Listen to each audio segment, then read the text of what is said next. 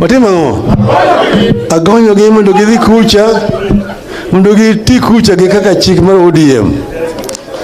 To gimiluongo ni agreement to onge go gi jogi. Coalition agreement onge go kodgi. Omi ODM pod en kaka ne entie, en chama mar upinzani, chama mar Azimio, nyaka chieng' machielo kaka gik moko lokre. Kama nitie ni onge lokruok moro amora mosebeti. And I want to say this so that it can be understood properly, because the media keep on all the time misinterpreting what we've been saying. You said it so many times clearly that Kenya requires a national convention. We want to have a national convention that people of Kenya or their representatives will come together to talk constructively about problems which are facing our country today. Kenya is at a critical juncture. We either move forward or we perish. Because we don't want to perish, we need that conversation. And that is what I had proposed, that we must have this conversation that take cognizance of the demographic profile of our nation, and that there are several issues that need to be discussed at that convention. But I've also said that there matters precedence, issues that must be dealt with first before that convention can be had. This includes, number one, compensation for the families of the victims of violence last year and this year. Two, paying of all the hospital medical bills of the victims of police violence last year.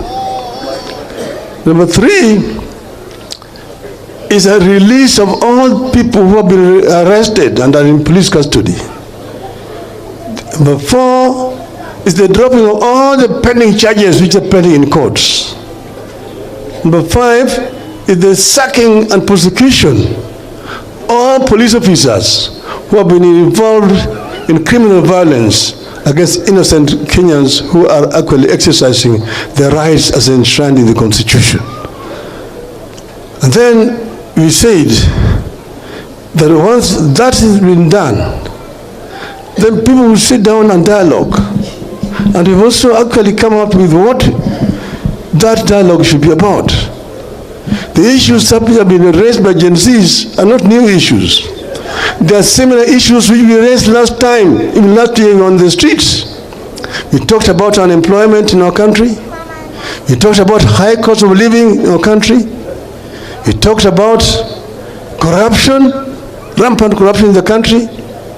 We talked about tribalism and ethnicity, discrimination in our country. And then we talked about management of debt in the country. These are critical issues that need to be discussed. But thirdly is the issue of governance. We have a new constitution, but we are not actually following that constitution. There are issues which were pending. Kenyans met at Bomas of Kenya and deliberated for a very, very long time and came up with a very, very progressive constitution.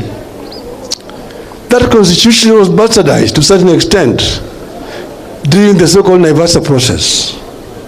We must go back to the Bomas draft constitution, put it back on the table, and see what needs to be cleaned up so that we can have a progressive constitution.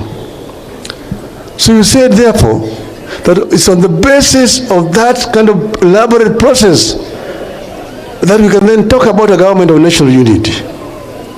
But then you say that if you want to take some of our experts and get into your government, you release them to join your government and work in accordance with the ethics of our party, ODM and Azimio. This is what we said.